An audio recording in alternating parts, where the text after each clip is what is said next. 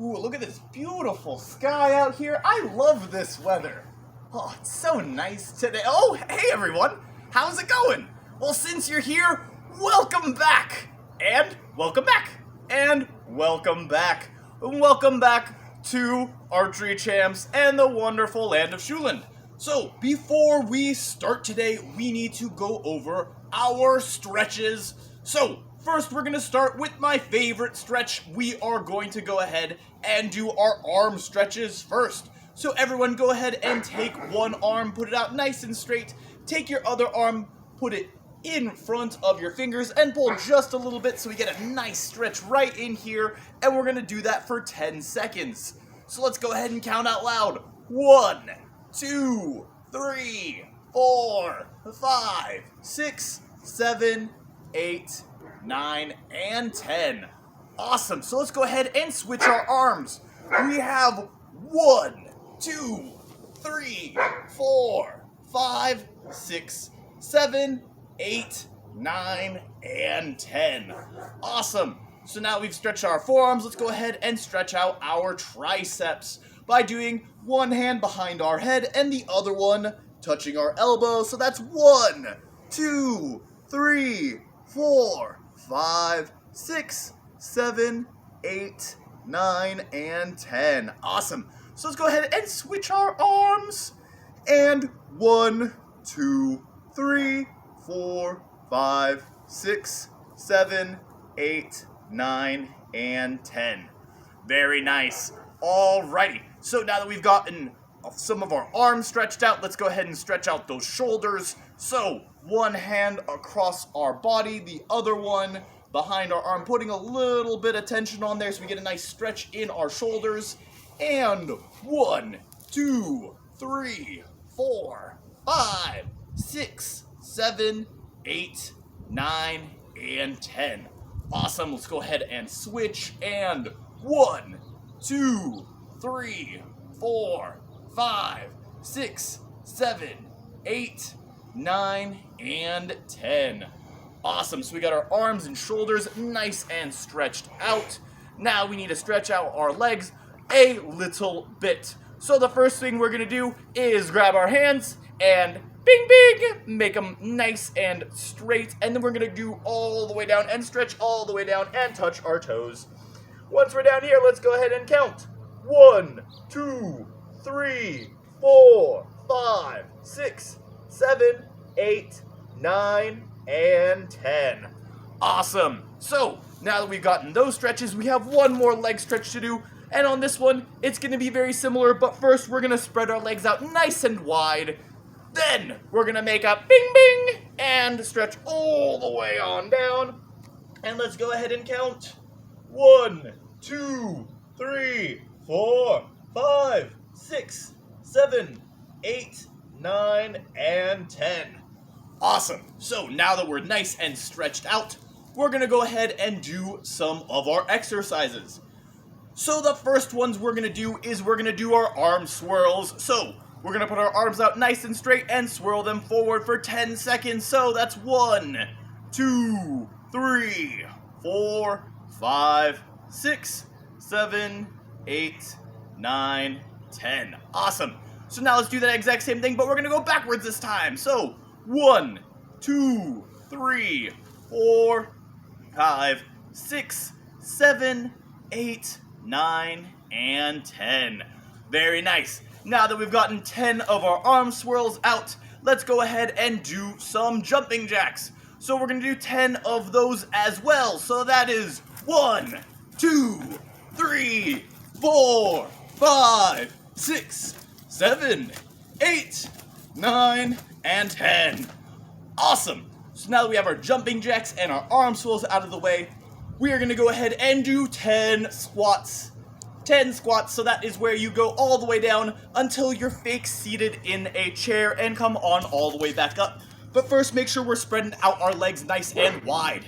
So let's go ahead and 1, 2, 3, 4, 5, 6, 7, 8, 9, and 10. There we go. now that we've gotten our squats out of the way, let's go ahead and run in place with our high knees. Or if you have an amazing backyard, go ahead, pause the video, and run around your backyard. So, I will be right back doing my high knees. Do your high knees until I get back. And high knees, high knees, high knees, high knees, high knees, high knees.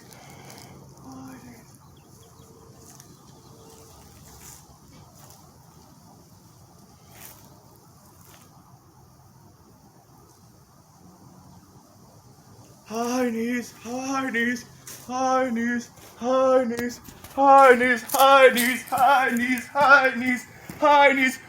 Woo! That was a long lap around my backyard. So now that we've done our exercises and we've done our stretches, we are going to talk about today what our history lesson is.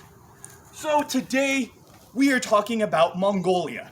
Last week we talked about China. And when you talk about China, Mongolia is the country that is right above it. So Mongolia originally was made up of a bunch of nomadic people. And if we remember correctly, nomadic people are people who don't live in one place the whole year round. So what they like to do is they like to herd cattle, and they love their horses in Mongolia.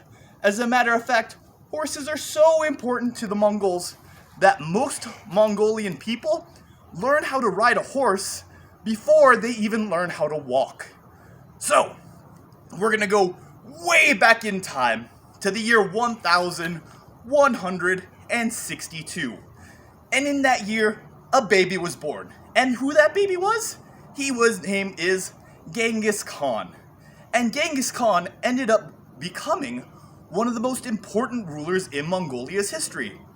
He was so important because, one, he was able to unite all of those nomadic tribes into one empire. And then he was able to capitalize on all of the strengths of the Mongols, and he was able to conquer most of Asia, the Middle East, and some of Europe. And he had one of the biggest empires in the entire world ever. So, let's go ahead and talk a little bit more about Genghis Khan. So, one of the things that made him so cool was the fact that he did unite all of the other tribes under him, and he became the Khan. So what the Khan is that's like the king. However, they are elected by the other tribes leaders, and they don't inherit their title by blood alone. So you have to be worthy enough to be the new Khan. So after Genghis Khan died, they would always have something called a Khanate, in which all of the tribal leaders would get together, and then they would vote and elect who would be the new Khan. Why that was both really good for them and a little bit bad was, once their empire got so huge, it took a really long time to get across the empire. As a matter of fact, sometimes when a Khanate was called, the people who were over in Russia, right on the border with where we know modern Europe to be, it took them 4 whole months to get back all the way to Mongolia in order to vote.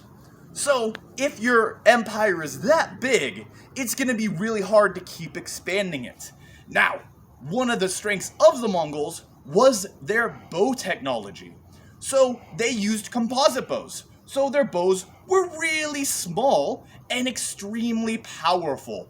So, I'm going to grab a small bow right now to show you guys kind of what I mean. So a composite bow, if we remember, is made up of multiple different materials. For the Mongols, theirs were made up of horns, animal horns, bamboo, animal sinew, and glue. Now, the one thing that made them super powerful was by adding all the different parts together, you can make it a really compact bow and have a ton of power in it. As a matter of fact, these really small bows could shoot over 500 yards, which is super impressive for how small they were. One of the downsides of having a composite bow is it was made up of a bunch of parts, which means that stuff was more likely to break. And that's actually one of the things they found out when they got into Europe. because in Europe it rains a lot. And one of the problems with these composite bows are the glue that they used would dissolve in water. So if your glue dissolves in water and it's raining a lot, then your bows are going to break during battle and you won't be able to continue fighting.